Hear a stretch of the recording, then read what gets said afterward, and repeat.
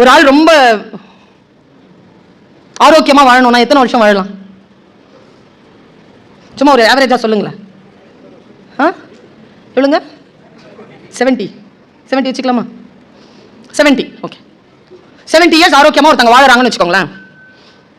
இப்போ வீட்டுக்கு போய் நான் சொல்ற விஷயத்தை மட்டும் பண்ணீங்கன்னா, இன்னில இருந்துங்க நான் கூட்டத்துக்கு பேசுபவள் இல்லை, நான் இண்டிவிஜுவலா பேசிட்டு இருக்கிறேன்.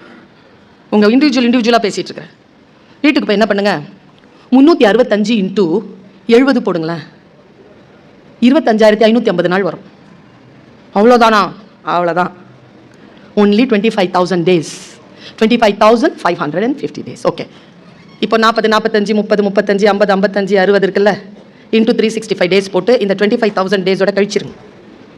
என்ன பயமா இருக்கா? இதுல 3 8 இல்ல, ஒரு 8 தூங்கி கழிக்கிறீங்கல்ல, அதில் 3ல் ஒரு பங்கு கழிச்சிருங்க. அதுக்கப்புறம் பேசாமல் இருக்கிறது, கோச்சிக்கிறது, இந்த கொரோனா மாதிரியான பேண்டமிக்ல மாட்டிக்கிறது, டிராஃபிக்ல மாட்டிக்கிறது, சண்டை போடுறது, நோய்வாய்ப்படுறது, அடுத்தவங்களோட பிரச்சனை பண்ணிக்கிறது, போலீஸ் ஸ்டேஷன் போய் நிற்கிறது, டாக்டர் கிட்ட போய் நிற்கிறது, வக்கீல் கிட்ட போய் நிற்கிறது, இந்த டைம் எல்லாம் இருக்குல்ல, இதெல்லாம் மன உளைச்சல் எல்லாம் கழிச்சிட்டிங்கன்னா இந்த ஹவையில் இருக்கிறவங்களுக்கு ஒரு 2000 நாள் இருக்குங்க குவாலிட்டி டைம். நிறைய பேருக்கு போனஸில் ஓடிட்டு இருக்கு.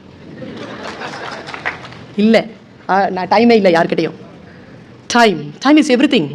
உங்களுக்கு விருப்பமானதை உண்டு, உங்களுடைய விருப்பமான அந்த மருத்துவ செலவுகளை செய்து, உங்களுக்கு விருப்பமான உடற்பயிற்சியை செய்து, உங்களுடைய விருப்பமான விஷயங்கள்ல ஒரு நாளைக்கு இது டிஜிட்டல் ஃபாஸ்டிங் 2 மணி நேரம் இருக்கிற மாதிரி உங்களுக்கு என்று பார்த்துக் கொள்வதற்கு ஒரு 1 மணி நேரம் தருவீர்களா?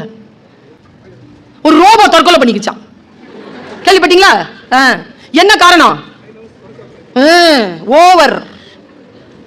ஓவர் டைம், அதிகமா வேலை செஞ்சதுனால, ஓவர்லோடடா வேலை செஞ்சதுனால அந்த ரோபோவே தன்னை தானே வந்து இழந்து தன்னை தானே பிடுங்கிக்கிச்சிங்க. அது வேண்டாம்னு சொல்லிருச்சு. எவ்வளவு பயப்படுறாங்க பாருங்க.